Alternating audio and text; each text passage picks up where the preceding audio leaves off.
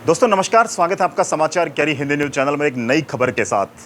हरियाणा प्रदेश में एंट्री हुई है लोक जनशक्ति पार्टी की। हमारे साथ युवा सांसद हैं चिराग पासवान, जो इस समय पासौर पवित्र गांव में मौजूद है। दादा नावट वाले का यह धाम है जिसकी मान्यता देश और विदेश के कोने कोने में दादा नावट वाले के श्रद्धालु वहां पर मिलते हैं। और आज दादा नावट वाले का विशालकाय वार्षिक सांस्कृतिक कार्यक्रम भी है जिसमें स्वयं युवा सांसद आज शिरकत करेंगे और क्षेत्र के तमाम गणमान्य व्यक्ति हमारे साथ मौजूद हैं। तो आइए चर्चा की शुरुआत कर लेते हैं युवा सांसद चिराग पासवान जी से। सर, बहुत बहुत स्वागत है आपका हरियाणा प्रदेश में। धन्यवाद भाई, बहुत बहुत धन्यवाद। क्या उद्देश्य है यात्राओं के? आप युवा हैं और हरियाणा में आने का खास उद्देश्य क्या समझा जाए? आपने बताया जिस तरीके से दादा नावट वाले का आज वार्षिक कार्यक्रम है और मेरे साथ जो मेरे साथी रहते हैं उन्होंने मुझे आमंत्रित किया इस कार्यक्रम के लिए, और मेरे लिए सौभाग्य की बात है कि मुझे यहाँ पर आकर उनका आशीर्वाद लेने का मुझे मौका मिला। और व्यक्तिगत कार्यक्रम है, निजी कार्यक्रम के तहत मैं आया हूँ। साथ ही में यकीनन लोक जनशक्ति पार्टी रामविलास के संगठन विस्तार को लेकर देश भर में हम लोग कार्यक्रम कर रहे हैं। विभिन्न राज्यों में जाकर किस तरीके से पार्टी के संगठन को आने वाले दिनों में और मजबूत किया जाए, उसको लेकर हम लोग प्रयासरत हैं। बट आज का कार्यक्रम राजनीतिक नहीं होते हुए पूरी तरीके से व्यक्तिगत कार्यक्रम है। चलिए, हाल ही में राज्यसभा चुनाव के प्रकरण को लेकर के और तमाम चीज़ों को लेकर के आप एक युवा सांसद हैं और देश भर में प्रत्येक राज्य में आप जा रहे हैं, तो राज्यसभा चुनावों को लेकर के आप क्या समझते हैं? क्या इसका राजनीतिक मतलब क्या निकलता है? देखिए, जिस तरीके से विभिन्न राज्यों में ये सामान्य प्रक्रिया है, हर 2 साल में राज्यसभा की कई सीटें खाली होती हैं जिस पे दोबारा से मतदान होता है। इस बार भी नए प्रत्याशियों का चयन हुआ। कई ऐसे पुराने चेहरे हैं जो कि विभिन्न राजनीतिक दलों से चुनकर राज्यसभा में अपने अपने राज्यों का प्रतिनिधित्व करेंगे। कई बार ये बातें आश्चर्य ज़रूर करती हैं कि राजनीतिक दल स्थानीय लोगों की बजाय जिस तरीके से दूसरे राज्यों से आने वाले लोगों को प्राथमिकता देते हैं और स्थानीय विधायकों के द्वारा दूसरे राज्यों के नेता का चयन कर कर उनको राज्यसभा में भेजा जाता है, ये बातें ज़रूर आपको थोड़ी सी विचलित या आश्चर्य करती हैं। स्थानीय लोगों को प्रामुख्यता ना देते हुए जब आप दूसरों का चयन करते हैं तो कहीं ना कहीं उस राज्य के विषय को दबाने का प्रयास किया जाता है या उस राज्य के विषय को उठाने का मौका या अवसर नहीं मिल पाता। बहरहाल ये राजनीतिक दलों का अपना इंटरनल मैटर है, पर उम्मीद करता हूं कि जो भी जिस राज्य का प्रतिनिधित्व करते हैं और जिस राज्य से वो आते हैं, दोनों राज्य के विषयों को, वहां की समस्याओं को प्रमुखता से राज्यसभा में उठाएं, ये अपेक्षा ज़रूर रखूँगा। चलिए चिराग जी, मेरा अंतिम प्रश्न है हरियाणा और बिहार को लेकर के। दोनों प्रदेशों का आपस में बड़ा भाईचारा है, एक दूसरे की ज़रूरतें भी हैं और कहा जाता है कि दोनों प्रदेशों की जो सांस्कृतिक विरासत है, जैसे जो लोकल गान है या गायन है या तमाम जो कलाकार हैं, वो हरियाणा और बिहार को आपस में बांधे रखते हैं। राजनीतिक रूप से कितनी अपार संभावनाएं देखते हैं?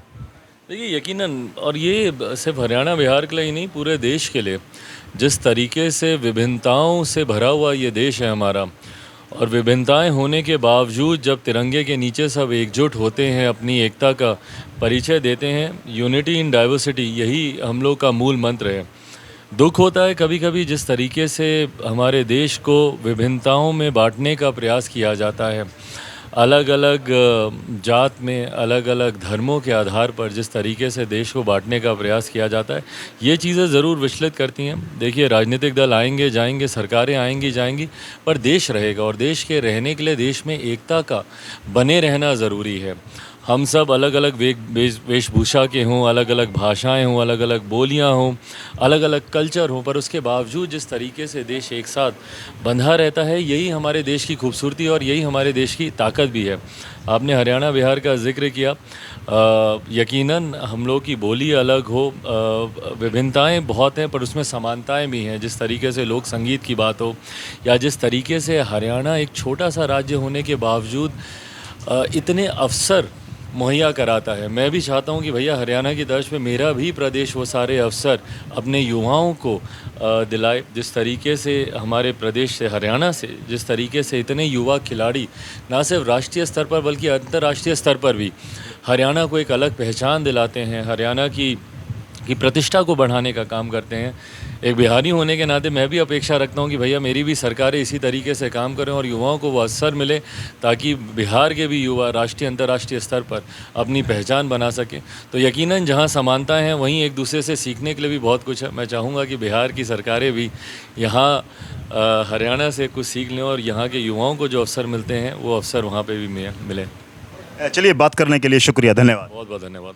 हमारे साथ कुछ स्थानीय युवा साथी भी हैं। भाई अजीत सिंह गुलिया है, सतेंद्र जी हैं और तमाम साथी यहाँ पर मौजूद हैं। तो चर्चा भाई अजीत सिंह से भी कर लेते हैं। अजीत भाई, आज बड़ा पवित्र दिन माना जाता है, बाबा नावटवाले की मान्यता है, उसको लेकर के स्वयं चिराग पासवान जी भी यहाँ पर पहुँचे हैं, तो क्या कहेंगे? मैं सबसे पहले तो संजय भाई आप सबको नमस्कार करता हूँ और हमारे लिए बड़े गर्व की बात है कि पासवान साहब मेरे गाँव आए हैं और हमारा ये जो कीमती टाइम दिया इनका बहुत बहुत धन्यवाद। तो चलिए दोस्तों, राजनीतिक एंट्री के साथ साथ यहाँ पर जो एक दूसरे के जो सांस्कृतिक जो सभ्यताएं हैं, आचार विचार का प्रदान होगा, आदान प्रदान होगा। हरियाणा को बिहार से सीखने को मिलेगा और निश्चित तौर से बिहार के लोग जो बड़ी संख्या में हरियाणा में मौजूद हैं या आते हैं, उनको भी एक अच्छा अवसर यहाँ मिलेगा। आज बाबा नावटवाले का जो वार्षिक कार्यक्रम है, उस सब के लिए मैं भी अपनी ओर से आप सबको बधाई देता हूँ। सतेंद्र भाई, क्या कहना चाहेंगे? गाँव के सरपंच प्रतिनिधि के तौर पर आपकी राय भी बड़ा महत्व रखती है। संजय भाई, हमारे लिए तो ये बहुत ही हर्ष और गर्व की बात है। मन बड़ा ही प्रसन्न है कि ऐसी ऐसी मूर्तियों के दर्शन, ऐसे ऐसे युवा आइकॉन जो हैं उनके मेरे गांव में पधारने पर सबसे पहले तो मैं इनका स्वागत करता हूं। दूसरा, मन बड़ा प्रसन्नचित्त है और युवा बड़े मतलब खुश हैं कि भाई एक यूथ आइकॉन जो है आज वो हमारे बीच में अपना कीमती समय हमारे को देने के लिए आए हैं। तो हम इनका शुक्रगुजार करते हैं और ईश्वर से कामना करते हैं कि चिराग भाई बिहार की राजनीति में एक सितारे की तरह चमकें।